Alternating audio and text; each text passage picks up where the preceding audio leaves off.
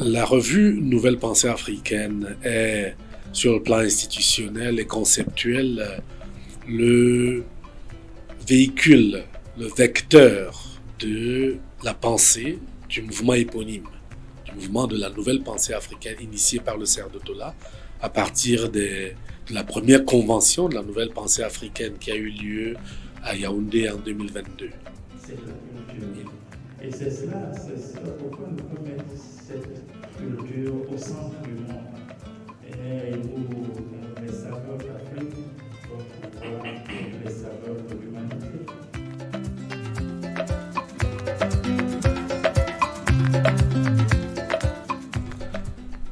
De quoi s'agit-il? En fait, il s'agit d'une revue qui va faire pour les défis africains à venir ce que d'autres supports ont fait pour les progrès historiques enregistrés par l'Afrique depuis le lancement des mouvements panafricanistes jusqu'aux indépendances et à l'organisation de l'Union africaine.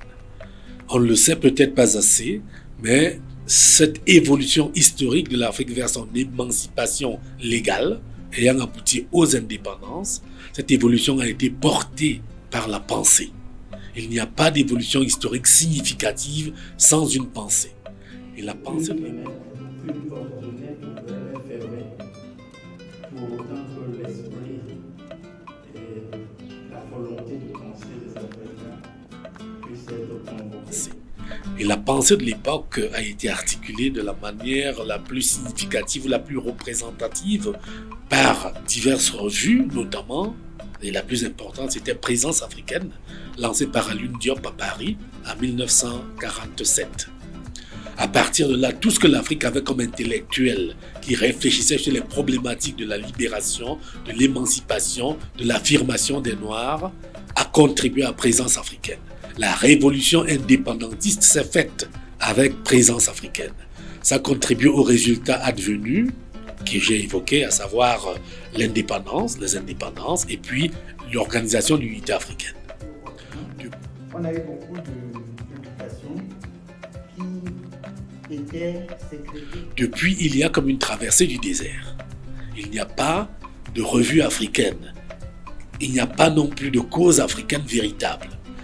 Aujourd'hui, après le tournant du siècle, un demi-siècle à l'intérieur du 21e, il y a une sorte de regain à la fois d'orientation et d'intérêt pour une cause africaine. Donc il y a le combat pour le sens de l'histoire africaine qui se renouvelle. Le sens dans les deux sens justement de signification et de direction.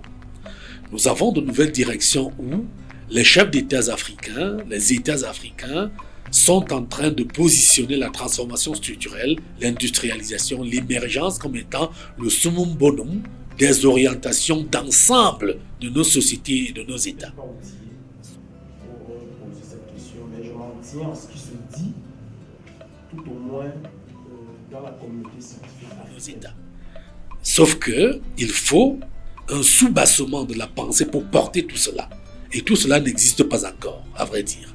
La revue Nouvelle Pensée africaine vient donc répondre à ce besoin et permettre non seulement de concevoir, mais de soutenir et d'accélérer les tendances vers la construction, pas seulement de l'émergence, pas seulement de l'industrialisation, mais de la puissance africaine, parce que c'est cela l'horizon de la transformation structurelle de l'Afrique qui est désormais planifiée dans les politiques publiques, dans les réformes. Il faut donc armer la pensée, générer les idées, produire les concepts capables de soutenir et d'accélérer la réalisation des objectifs d'émergence de transformation structurelle. En un mot, pour ce qui est de la revue, la construction de la puissance. En bref, la revue Nouvelle Pensée africaine est un outil philosophique, un outil de pensée, un outil conceptuel, un outil épistémologique au service de la construction de la puissance africaine au XXIe siècle.